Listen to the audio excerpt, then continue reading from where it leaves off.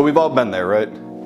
Late at night, deep into our diet, trying to cut weight, living in that big deficit, larger than you should be, but it happens, right? And there you are, getting ready to go to sleep, and you're fighting all these cravings.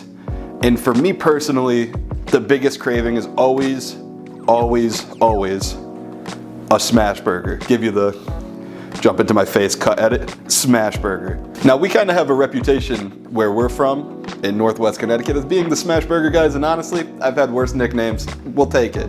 But now the craving's there, and now it's all you can think about. All these weeks of dieting and eating these dried, disgusting pieces of refrigerated and reheated chunks of chicken day in and day out, piles of rice that you get sick of because you're not seasoning it, or just steamed, frozen, re-steamed broccoli for the fifth or sixth time.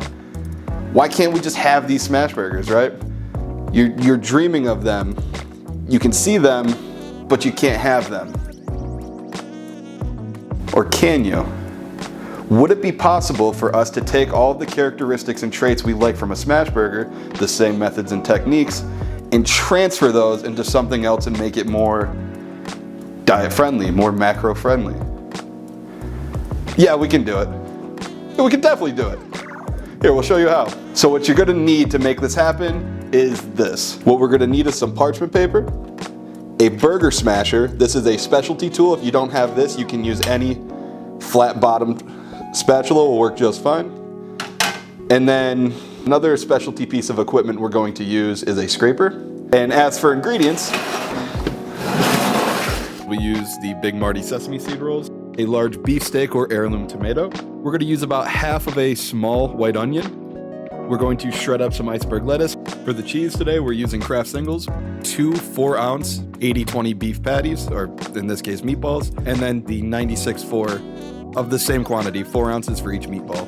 So we're gonna do half-pound burgers here, because I mean, hey, a hungry boy gotta eat. So to get things started, we're just gonna set up all of our toppings for the burger. So we're going to cut some pretty decently sized wedges of tomato. We prefer it this way, just because this time of year, you can't beat a fresh tomato. Just, you know, they're in season, they're delicious, they're fantastic, everybody loves them, or at least you should. And then we're just gonna finish them off by hitting them with a little bit of salt. And then that's it, they're done.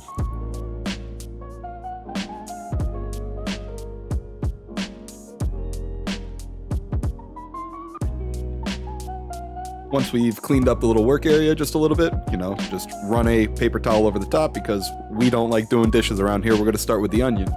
And all we do is we half it, peel it, then the skin and the initial top layer because it has a tendency to be very waxy. And then we're gonna slice it as thin as we can, but that's just how we like it. You can dice it. You can, I guess, go larger chunks if you're into it. You could leave it whole and ring it and, you know, just however it is you want to eat onion on your burger. Leave the skins on. Don't let me tell you what to do.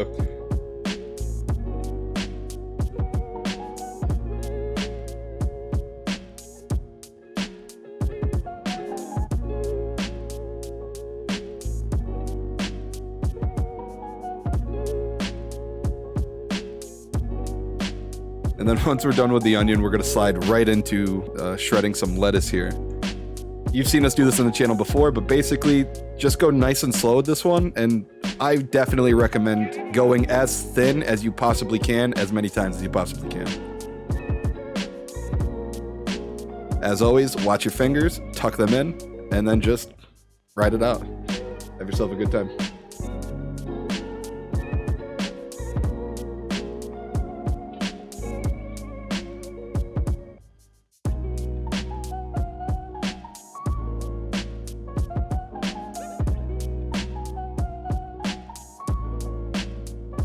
So we're not going to use butter on both of them. To keep it traditional, the way you would get it if you ordered it out at any restaurant or diner is they usually butter the bun, so we threw a tablespoon down for both of the buns, which doesn't sound like a lot, but that's already 110 calories right out of the gate that you have to deal with.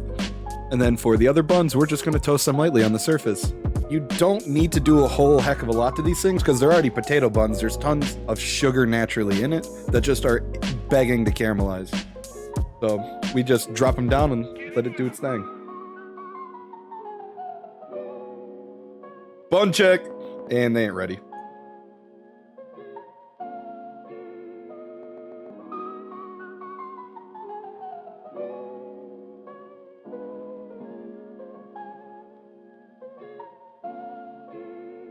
Bun check! Yeah, they're good.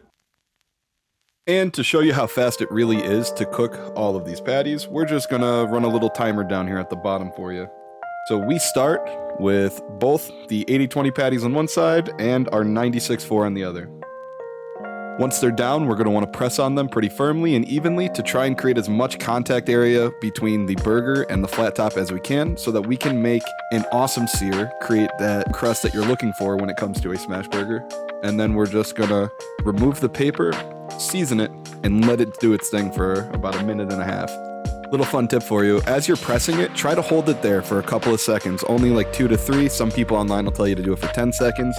Extremely unnecessary, just 2 to 3 seconds so that it doesn't try to peel back up and it has enough time to begin that searing process on the actual flat top or your cast iron pan or your non-stick pan, whatever it is you might be using.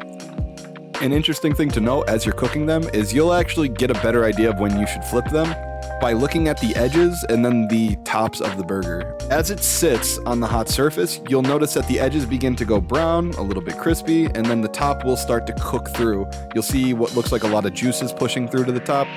Don't worry about it, you're not gonna lose a ton of them. Once we flip it, it cooks so fast that it kind of traps everything inside. And that's how you'll hear people describe it. What's really happening is that you're cooking the burger so fast it doesn't have the opportunity to render all of the fat out of the burger. So regardless of the ratio that you're using between beef and fat, you're always going to end up with a juicy smash burger. Also, be a little bit generous with your salt here. We're only seasoning one side because of how thin the actual patty is. We want the salt to be felt as you eat the entirety of it. So don't worry about doing a little bit now, flipping it and seasoning it again. Just take care of it all on that one side before you flip it.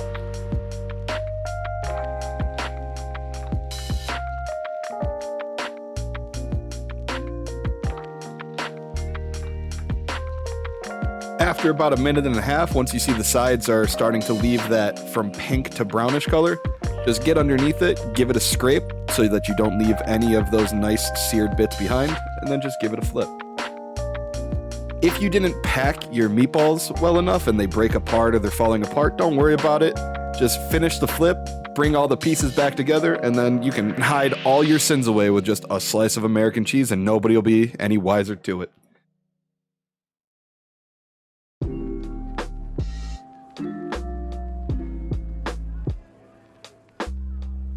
Once all your patties are flipped, we're going to apply the cheese. The reason we do it right after the flip is so that, one, we can get it to melt as the burger continues to cook. That excess heat is going to help melt the cheese into the patty. And then because there's no real other way for us to apply the cheese at this point. So you either get to do it now, or you get to hope there's enough residual heat when they're actually done cooking to melt on each patty, which might happen if you're lucky, if you're using like room temperature cheese, but this is the real opportunity to get it done. And it takes almost no time at all. It's probably only going to be another 30 to 40 seconds from after you put the cheese on before they're ready to go.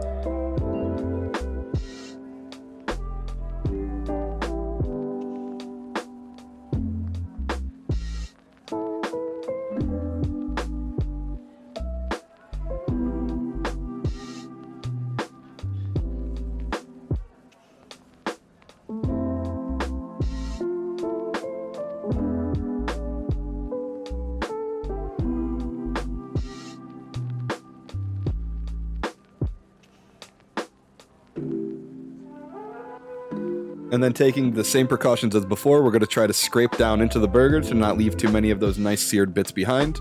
And then we're going to stack them up, get them inside so that we can begin plating. And all of that took 3 minutes and 9 seconds at a relaxed cooking pace. There was no rush, there was no hustle, there was no panic, just 3 minutes, nice and easy. To get this started, we're going to come down with our buns that have been toasted. We're going to apply some of our light mayonnaise. We prefer to use this regardless of what we're making, just because of how many calories you save on using this stuff in its place. You really don't notice a big difference in flavor, oddly enough. So you can get away with substituting it on just about everything. Then we're going to jump in with some shredded iceberg lettuce. We like a huge pile of it. We're going to get some shaved white onions and a massive salt and peppered beefsteak tomato before applying our patties. Hit it with a nice little ketchup circle before following it up with a nice little mustard circle. And then boom, bam, look at that. Top bun on, your burger's ready to go. And then we're coming in with our buttered bun, which we're going to apply very similarly, another tablespoon of our light mayo. Or are we? Hold up. Okay, here we go. We're coming back for it. Well done. We figured it out. I'm proud of you, Brian. Then we're going to hit it with a pile of the iceberg, some shaved white onions, and then again, a big, beautiful, juicy heirloom tomato. That looks good. We're hitting it with the 80-20. And then now we're going to hit it with just some zigzags of the mustard. And we're going to follow that up with circles of the catsup. Beautiful. Then boom, dismount with the top bun. Another burger in the books. Well done, guys. We're killing it. So when you look at these burgers side by side, it's actually really hard to tell the difference, isn't it? It doesn't matter if we show you the view from the front or the view from the side. Distinguishing which one is which is actually, I'll say it, it's impossible. So what is the difference actually then? Because visually they're the same. I mean, flavor-wise, they actually taste about the same. So what are you getting here? So in one burger, you're getting 560 calories in just the beef. You're getting 100 from cheese, 180 from the bun, 110 from the butter we use to toast the bun, and then all your toppings and condiments combined is about 65 calories, leaving us with a total of 1,015 calories.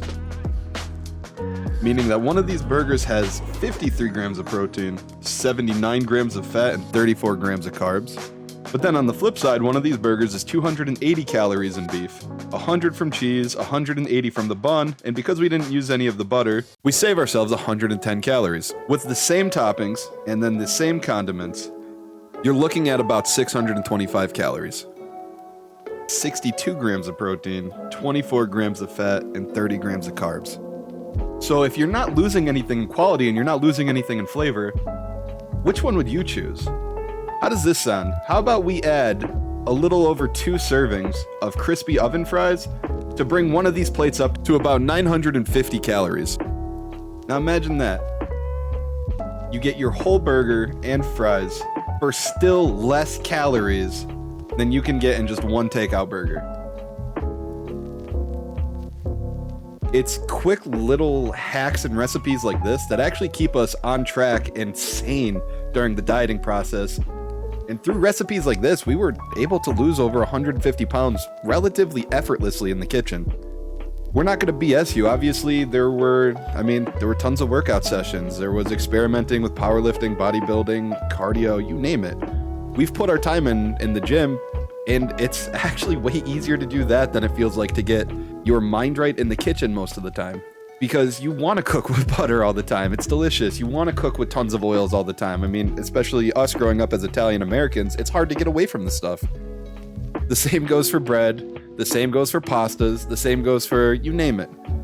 But at the end of the day, you need something to look forward to in your midweek slump, or just something to help push past your desire to crush those big greasy cravings that you have. And we think this is the perfect recipe for you. Now, if you enjoyed the video, if you liked what we did, if you learned something, or if you genuinely find us funny and want to support us, go ahead and drop us a like on the video. Hit us up with a comment, to help us out with the algorithm. Or just, when you do decide to press the subscribe button, please make sure you hit the bell as well, because we'd love to have you back. Now, that's it for us today. As always, much love and peace.